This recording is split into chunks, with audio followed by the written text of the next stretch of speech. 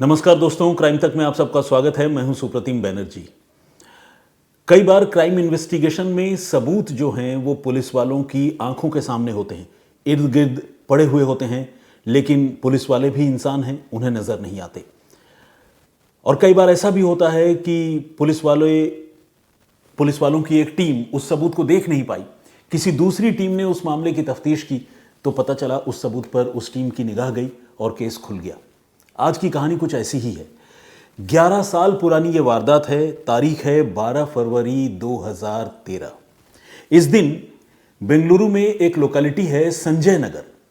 यहां रहने वाली एक महिला जो एक छोटे से बच्चे की मां भी थी, वो अपने घर से बाहर निकली और बाहर निकलने के बाद ऐसे गायब हुई कि फिर कभी किसी को मिली ही नहीं।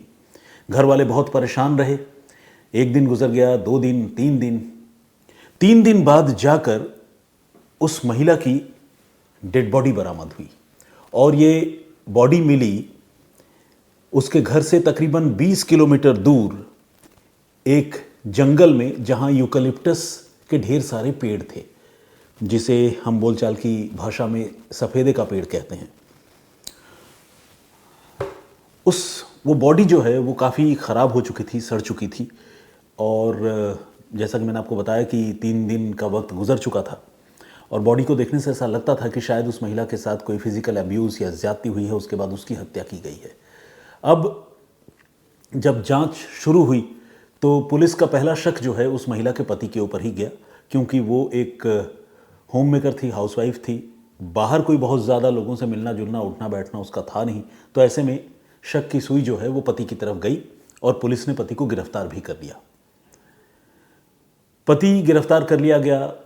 गिरफ्तारी के समय भी उसने कहा कि मैं बेगुनाह हूं, लेकिन जिस पुलिस टीम ने गिरफ्तार किया उसने उसकी बातों पर यकीन नहीं किया, उसे जेल भेज दिया गया और वो तकरीबन 6 महीने तक जेल में सड़ता रहा।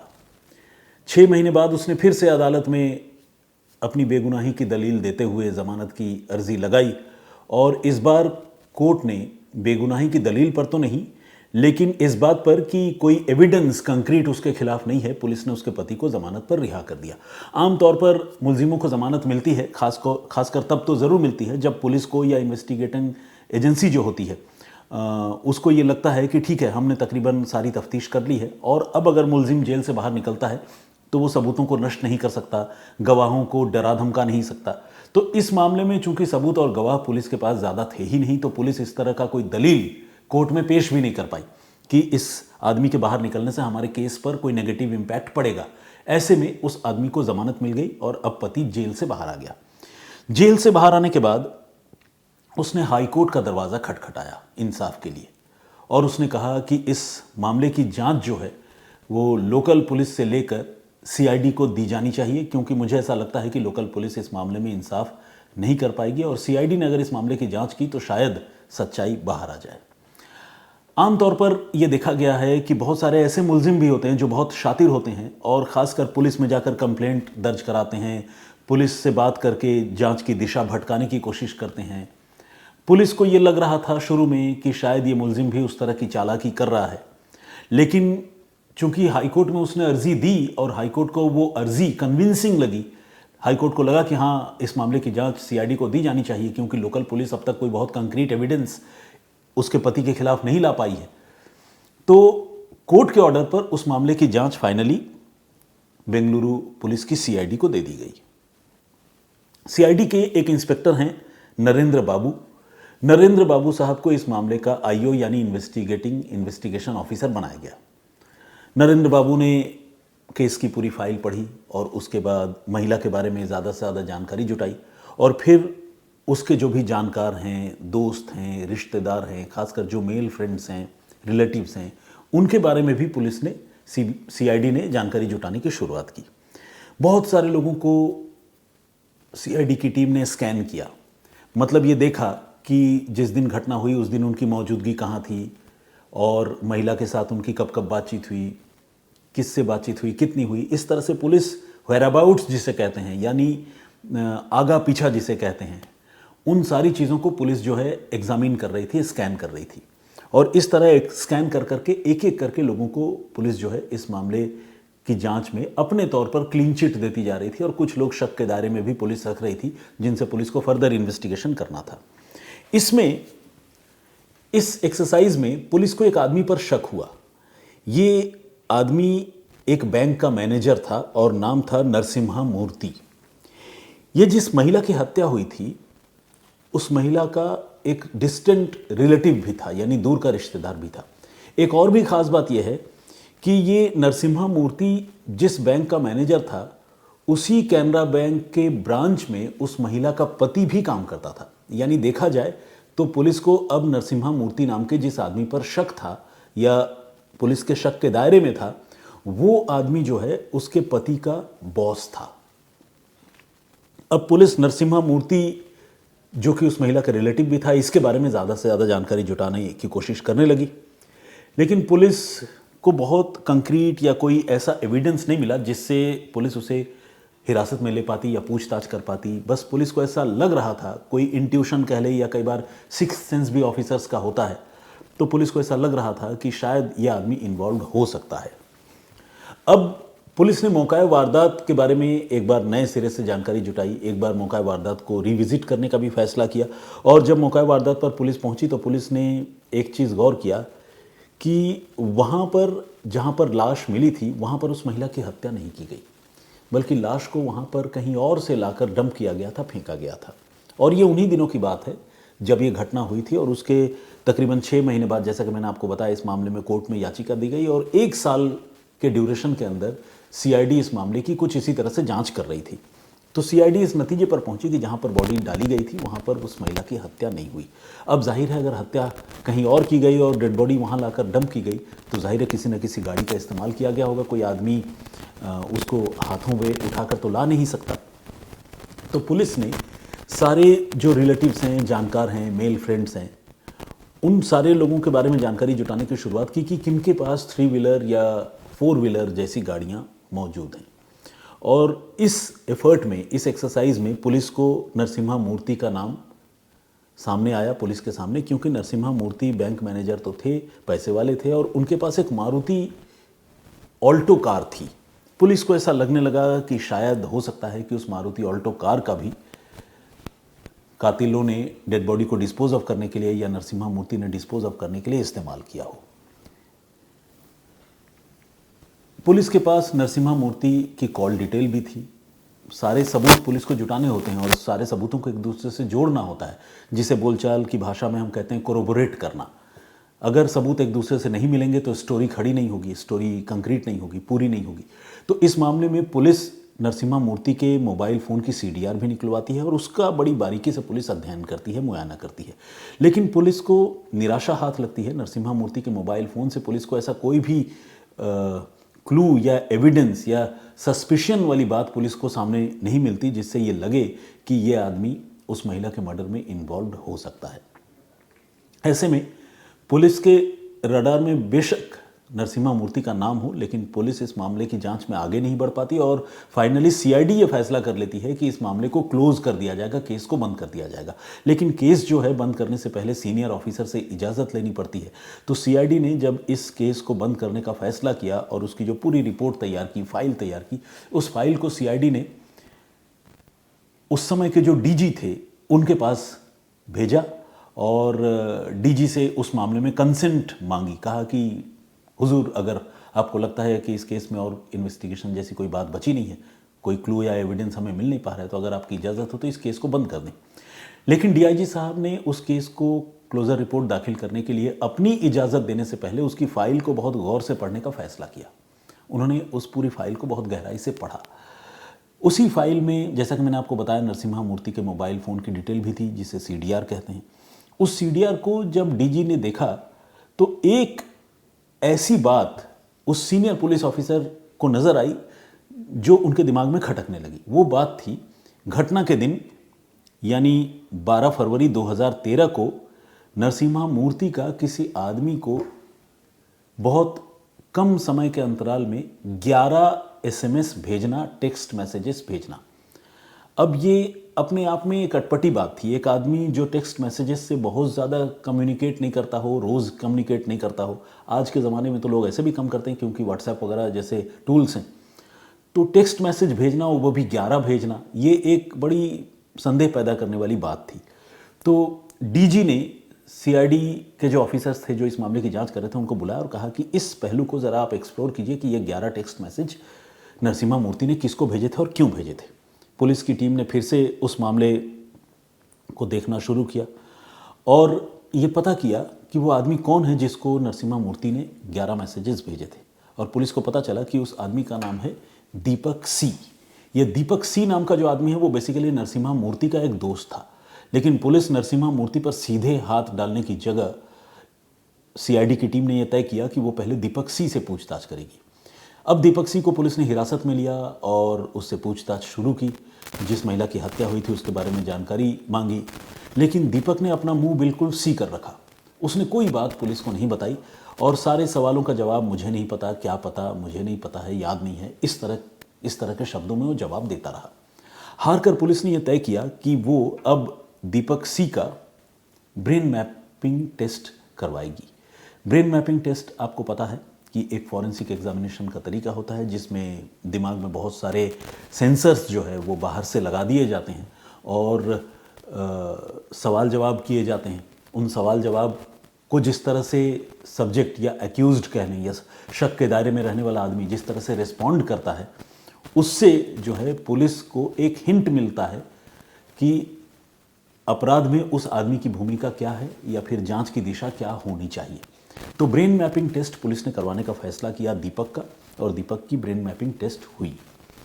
उस ब्रेन मैपिंग टेस्ट में दीपक से जो फॉरेंसिक के एक्सपर्ट्स हैं उन्होंने उन 11 मैसेजेस के बारे में कई सारे सवाल पूछे और उन सवालों के जवाब में पुलिस को ये पता चला कि वो मैसेज का जो मेन क्रक्स था या टेक्स्ट का मेन क्रक्स था या निचोड़ था वो यही था, डिड यू थ्रो, यानी क्या तुमने फेंक दिया, क्या तुमने उसे फेंक दिया। बार बार ये सवाल, ये मैसेज जो है उसको भेजा गया था। इस तरह की जानकारी दीपक के ब्रेन मैपिंग टेस्ट से सामने आई। अब एक महिला जिसकी हत्या कहीं और की गई, लाश कहीं और फेंकी गई, यहां डिड यू थ्रो वाली बात आ रही है, तो दोनों चीजें एक दूसरे से मिल रही थी। पुलिस का शक अब इस बात पर गहरा गया कि ये डिड यू थ्रो कहीं उस महिला की लाश को निपटाने की बात तो नहीं हो रही है।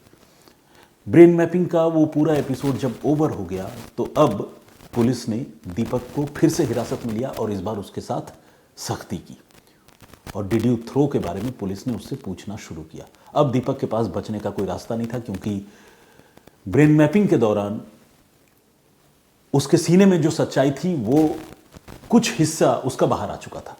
अब जब दीपक से सख्ती से पूछताछ हुई तो दीपक ने ये बात कबूल कर ली कि हाँ, वो लाश फेंकने की ही बात हो रही थी और उस लाश को फेंकने में जो नरसिम्हा मूर्ति हैं उसके अलावा एक और आदमी भी शामिल था जिसका नाम है हरि प्रसाद, और खुद दीपक वो तो शामिल था ही।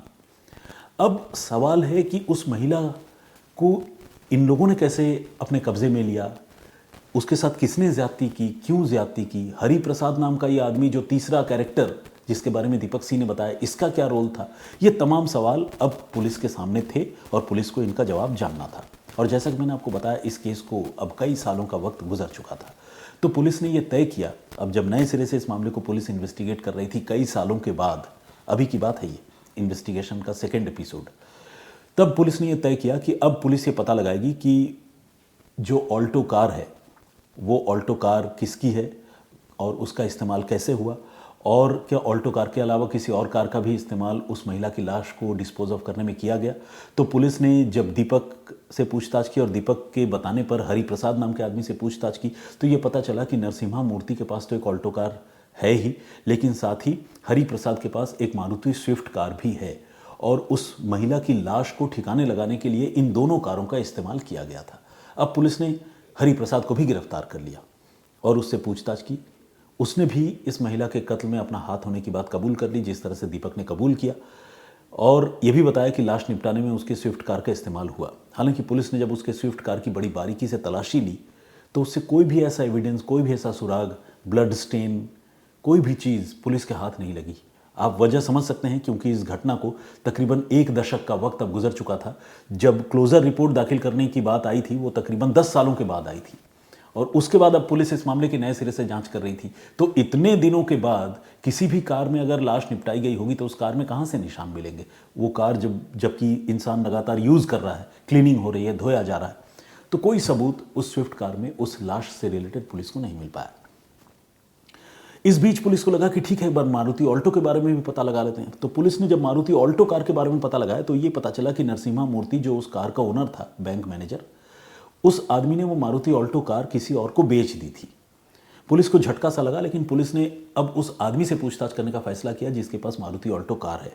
उससे जब पूछताछ हुई तो उस आदमी को इस घटनाक्रम के बारे में कोई जानकारी नहीं थी। वो तो सेकेंड हैंड कार खरीद कर उसे यूज़ कर रहा था। पुलिस ने अब उस कार को एग्जामिन करने का फैसला किया और आपको जानकर हैरानी होगी कि इतने लंबे समय के बाद पुलिस ने जब उस कार की सीट को अच्छी तरह से देखा, चेक किया, उसके स्पंज को फाड़ कर, काट कर उसके अंदर से एविडेंस कलेक्ट किए, तो देखा कि उसके स्पंज में अब भी 10 साल बाद खून के निशान मौजूद थे, क्योंकि वो सीट और उसका सीट कवर इंटैक्ट था।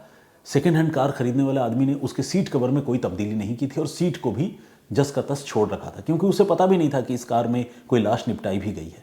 अब पुलिस ने वहाँ से खून के धब्बे, खून के निशान ऑल्टो कार के स्पंज से, सीट से बरामद किए और पुलिस ने जब डेड बॉडी बरामद की थी तो उसके कपड़ों से जो खून के धब्बे थे वो भी पुलिस ने अपने पास कलेक्ट करके रखे थे।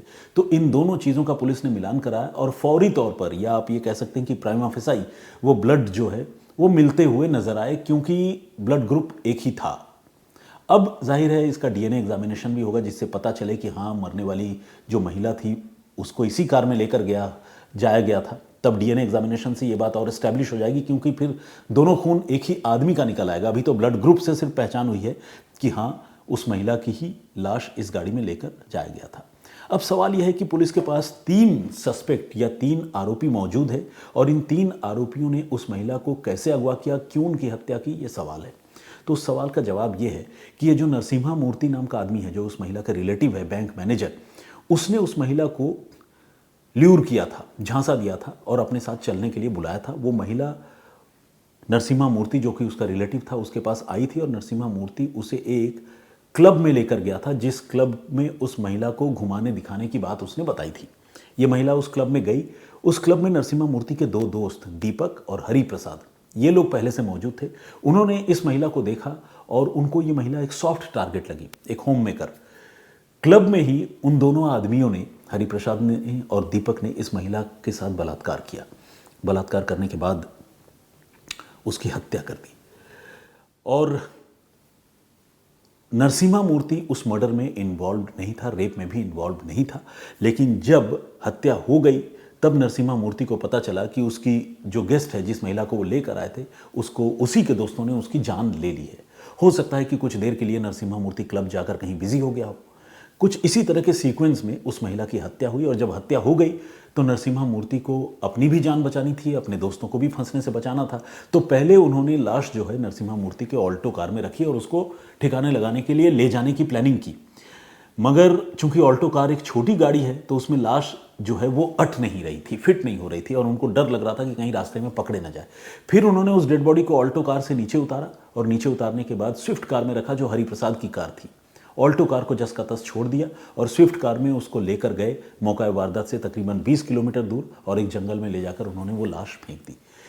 चूंकि कोई और टेक्निकल एविडेंस पुलिस के पास या किसी के पास भी नहीं था तो ये मामला सालों तक अनसुलझा बना रहा।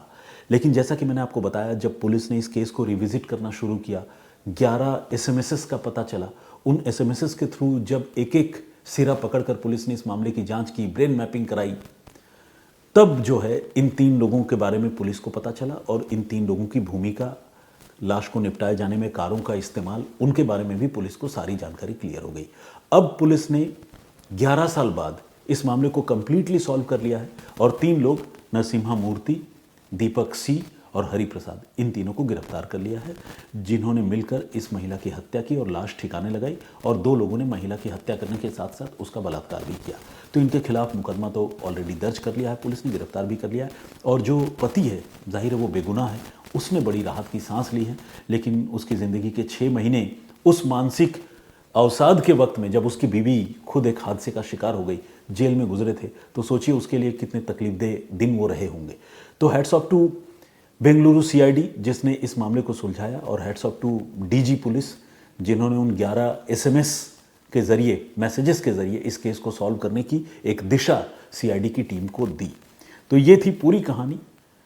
मुझे उम्मीद है कि इस कहानी ने आप लोगों को चौंकाया होगा और एक अच्छा इन्वेस्टिगेशन क्या होता है उसकी नज़ीर भी आप लोगों के सामने पेश हुई होगी। आज के लिए इतना ही। मैं कोई कमेंट या आप लोगों के साथ कोई और बातचीत फ़िलहाल नहीं कर रहा हूँ। उसकी वजह यह है कि आज थोड़ा हमारे पास वक्त की कमी है। आप लोगों ने बहुत सारे कमेंट्स किए हैं और मेरी वापसी को बहुत पॉजिटिवली लिया है, तो thank you very much all of you. मैं फिर हाजिर होऊंगा किसी और कहानी, किसी और वाक़े के साथ। तब तक अपना बहुत ख्याल रखिएगा, सुरक्षित रहिएगा। फिलहाल मुझे इजाज़त दीजिए। जय हिंद, जय भारत।